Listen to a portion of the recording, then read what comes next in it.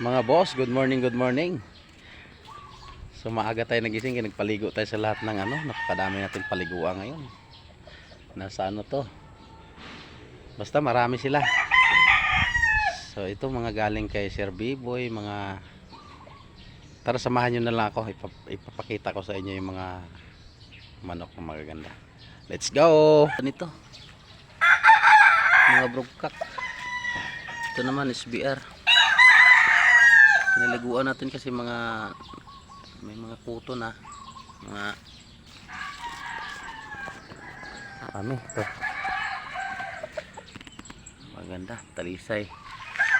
May hiraw ako dito. Kaganda nito. Ito yung iba. Magastos ang pagmamanok, pero bisyo dito tayo masaya. Kahit magastos, kailangan mo suportahan. Kasi hindi pwede ito. Meron pa dito, napakarami. Napakaganda nito. Puro mga broodcock ito. Oh. Puro may mga bakal. Kargado ng mga bakal yan. Oh. Napakaganda niyan. Mga broodcock yan. Yan. Tapos ito naman yung mga anak niya, no. Dami. Napakarami na nila ngayon. Ano? Hanggang doon puno yan. Mga binatilyo pa yan pang December.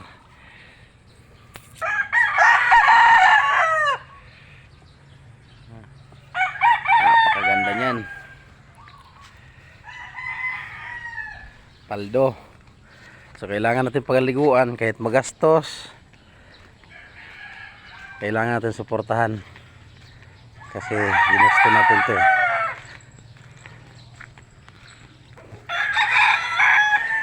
Ang dami nito. So hindi pa tayo tapos nagpaligo mga boss.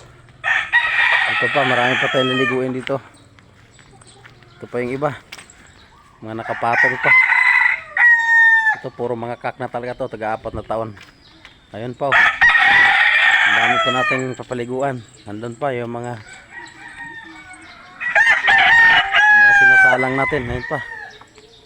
Napakadami. So kailangan nating suportahan yung kasi meron pa tayo nakasalang doon. Ito mga tangkasalang natin. Ito mga 5K sweater talaga. Pure 5K sweater ito. Ito 5 taon na yung broodcock natin. Ayan. Kahit backyard lang tayo, tsaga-tsaga lang, malay mo balang araw lumaki din tayo ng konti. So yun lang mga boss, hindi pa tayo tapos nagpaligo. Magpaligo muna tayo, tapusin muna natin to.